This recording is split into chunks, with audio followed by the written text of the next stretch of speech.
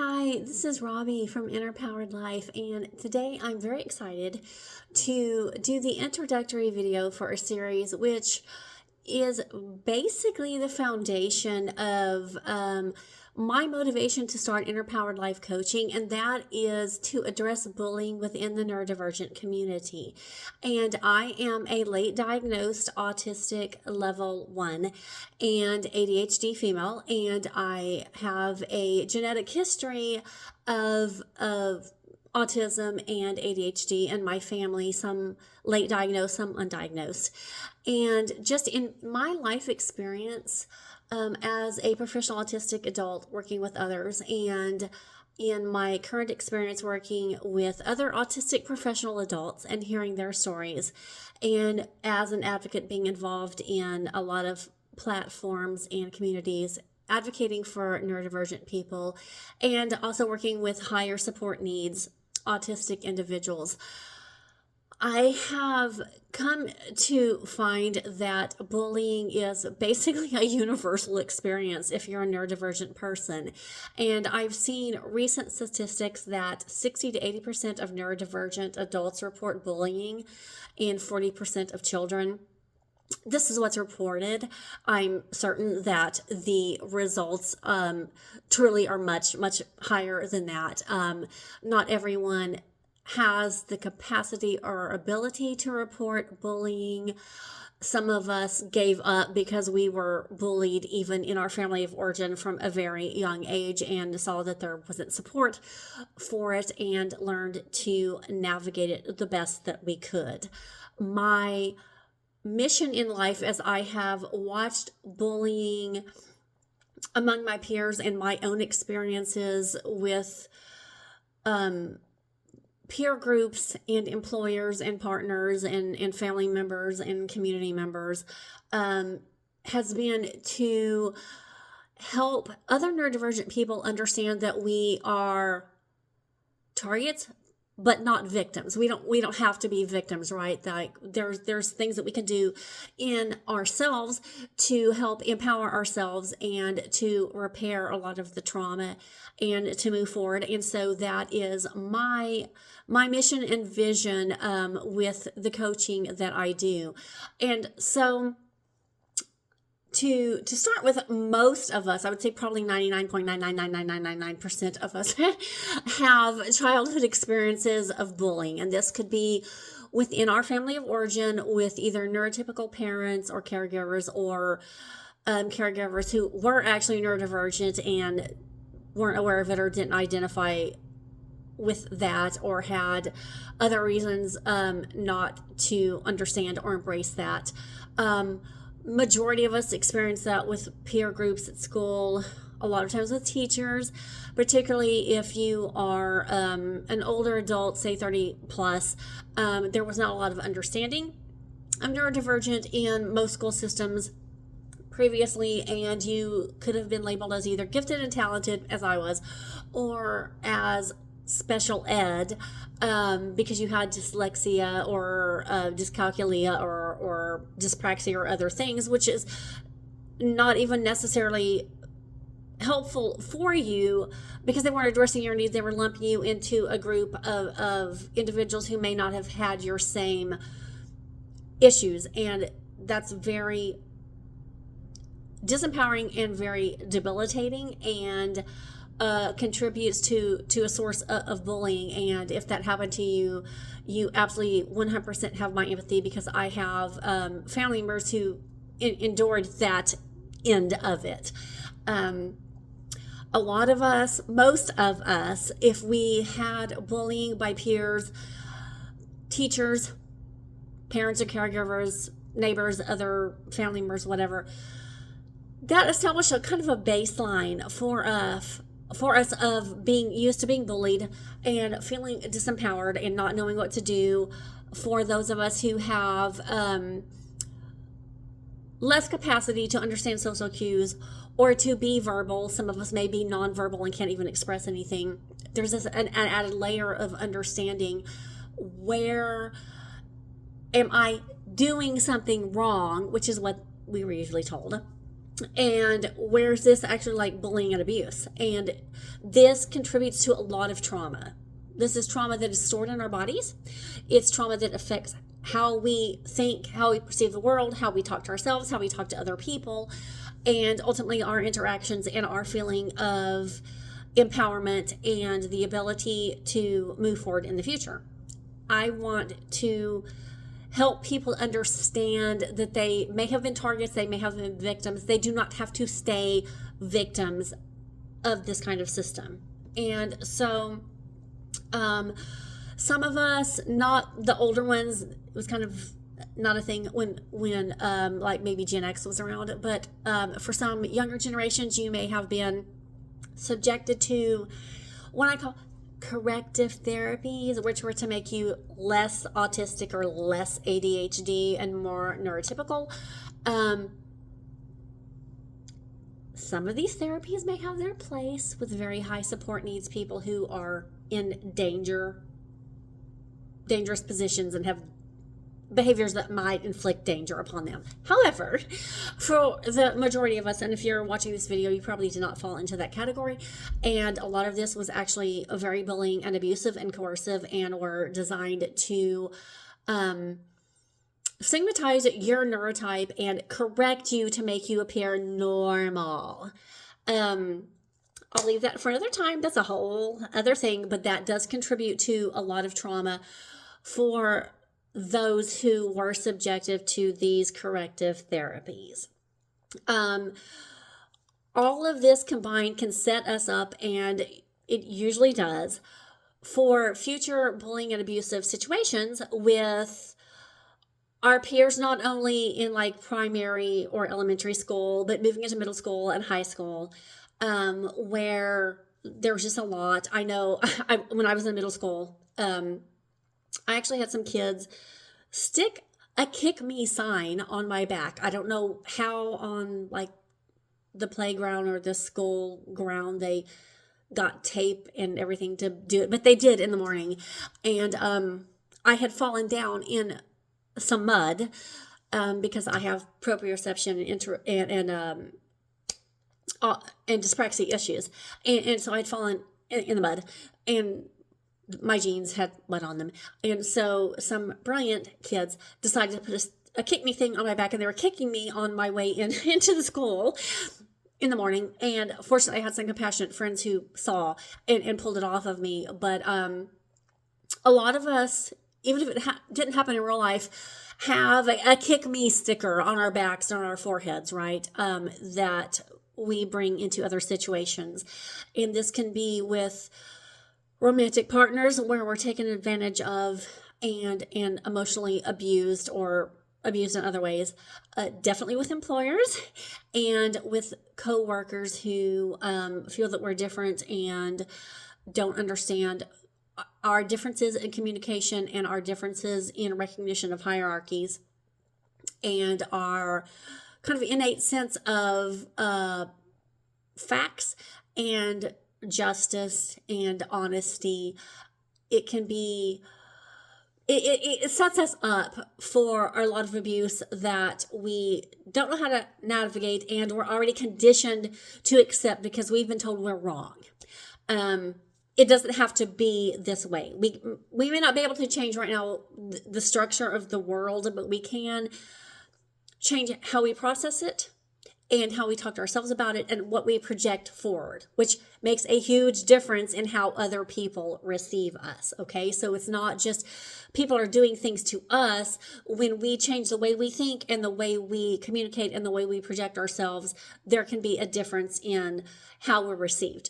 I'll get that to that in another video because it's a thing, and I know this from personal experience. So in addition to just general maltreatment, what all of this does is it either inserts or builds upon core wounds that we already have inside of rejection and abandonment, low self-esteem, very poor boundaries, feeling unsafe that we can be authentic, not feeling empowered to make accommodations for ourselves that are not disruptive or intrusive to other people.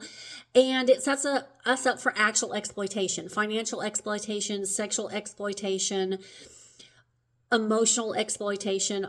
All kinds of things can be put upon us, and we may not know that we have the right to say no, and we feel it's a social obligation or we're wrong if we don't. And it's basically predators taking advantage of the fact that we have a different processing paradigm. And for the most part, neurodivergent people tend to be very straightforward and honest. And we have almost a naivety until we become jaded from abuse that we believe that everybody else is coming from the same place we are. And unfortunately, it's not true. And we have to learn to accept that and navigate it without it making us bitter or resentful. And that is, again, another topic for another time. But I just want to put this forward to you so you can start processing that there's so many layers of bullying and the trauma that it puts in us. And not only is it like a psychological thing, this is stored in our bodies. So we may feel like a tightness of chest or digestive problems or problems like our lower abdomen and GI problems and muscle tension and not being able to sleep and ruminating over things. Some of us may go into substance abuse to try to regulate what's happening, or we become reclusive, or we go into burnout trying to overachieve and be very high masking. And a lot of these are results of bullying from childhood on. And a lot of this could be exacerbated if you are in a workplace. It's bullying to anybody for the most part. But it is very much so for a neurodivergent person who is, especially if they're undiagnosed and they have no idea, or if they're diagnosed and they can't get support, or if there's some kind of stigma or fear of retaliation if they do seek accommodations or even do self-accommodations. There's a lot that can go in to the underlying trauma. So at this point, you might be asking, okay, so what can I do? The first thing you can do that is foundational, you have to do this, is decide. You may have been a target. You may have been a victim, but you do not want to remain a victim. And understanding that regardless of what has happened to you in the past and what you're facing now and what it looks like, you actually do have a lot of power to ensure that this is not your story going forward, okay? Because a lot of what we think and what we say draws experiences to us. It helps to kind of create our experiences. I'm not saying that everything that's happened to you has been your fault. I do not mean that at all. But what we are putting out does kind of draw things to this. And I'll get into this way later when I talk about that subject. But you're not powerless, is what I'm saying, okay? And so the first thing you can do is decide you do not want to do this anymore. This is not going to be your experience going forward. Acknowledge, yeah, all this has happened to me. It might be happening to me now. I feel this way about it. That's valid. How you feel is absolutely valid. Your experiences are absolutely valid, but you don't have to stay stuck, okay? So you have to acknowledge, okay, this has happened. I don't want this to continue. I'm going to commit to do my part to heal myself and rewire how I perceive and how I react and how I feel empowered. And that doesn't necessarily mean it's going to be an overnight thing, okay? There can be a lot of layers of it. And if you've had decades of this, there may be a lot that you need to work through, okay? And you have to commit to it. And the second thing you can do, which is necessary, it's like foundational. Once you decide, I don't want to do this anymore, and I'm committed, you have to start being aware of your thoughts, okay? And so for most of us, all of us, I would say probably, who have been bullied and abused, we have very, very negative scripts running through our minds. And we tend to catastrophize. if we have rejection sensitive dysphoria, which is a heightened sensitivity to real or perceived rejection, which is a huge experience for most neurodivergent people in reality, we tend to then ruminate and catastrophize even more because we're anticipating rejection. You have to start being aware of these thoughts and being aware that if there is a negative reality that has occurred now and in your past, there's also a corresponding positive reality that could be occurring. And so starting to be aware of when you're catastrophizing and when you're assuming rejection and replacing that with maybe they're not actually rejecting me, maybe they're having a bad day. Okay, maybe they told me I didn't get this job, but maybe this probably wasn't actually suited for me anyway, or maybe this is not a good person. But starting to reframe in your mind that not everything is a rejection and an abandonment. It could be, but that also doesn't necessarily mean that it's bad. If there is a negative reality, there's a corresponding positive possible reality. And it can be hard to see this, but I promise you it's true. And I know this from my own experience, my own empirical application of these principles. Okay, so start being aware of your thoughts, and you will probably be surprised at how much of your thought process and your internal dialogue and what you even say to other people is super negative and catastrophizing. And even if you think of something positive, you're like, well, yeah, this good thing happened once, but this negative thing happened, but there have been good things, and there can be good things. So it's taking a responsibility for not staying in a victim mindset and starting to realize that if there's negative, there can be positive. And start programming that in your mind. And it's a process, and it takes practice. But I promise you it can be done. And I also promise you that once you start applying this, the results are huge. And as you start applying this, you will start seeing more positive feedback in your situation. Does it mean that everything will magically be fixed? No, but you will start seeing, as you're processing and imagining and thinking internally and speaking out loud and acting in accordance with a possible more positive outcome, you're going to get more positive stuff, okay? And even when you're faced with opposition and negativity, if you can stop and be like, okay, I'm saying this, it doesn't mean it has to be this way. It can also be this way. You'll start seeing a likelihood of more positive stuff. And the victim mindset rejects this, and they're like, you're minimizing my pain, and you don't know what I've been through, and I know it's horrible, and it's always going to be horrible, and I have proof because of all of this stuff. Yes, but that's a mindset. I've been there. I was raised in an environment of perpetual victimhood and negativity, and the result was perpetual victimhood and negativity. And once you make the decision that this is not going to be your story and you're going to move forward, you're going to start seeing changes. But you have to make that commitment. You have to take the responsibility of doing that, and you can't dwell in the everybody does this to me, they've always done this to me, and I can't do anything except sit and think about how everybody has done this to me and how if they would stop, I would feel better.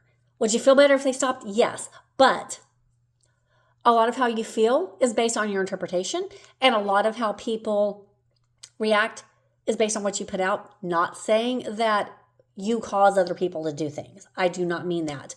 But there is a correlation between your mindset and the way you speak and the way you act and reactions that you get. And you have so much more power with your thoughts and your words than you have been taught that you do.